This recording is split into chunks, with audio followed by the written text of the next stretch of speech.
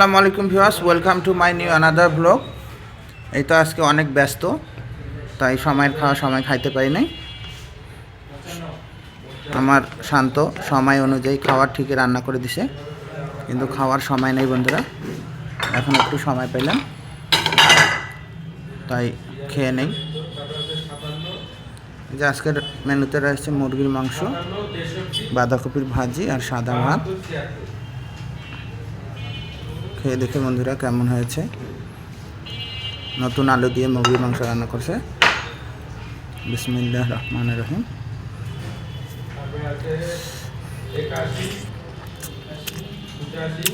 মাশাআল্লাহ, অনেক স্বাদ হয়েছে।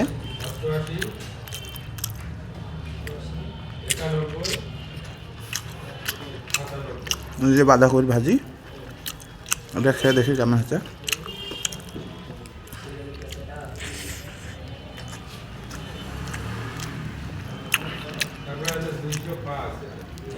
এটা অনেক স্বাদ হয়েছে বন্ধুরা।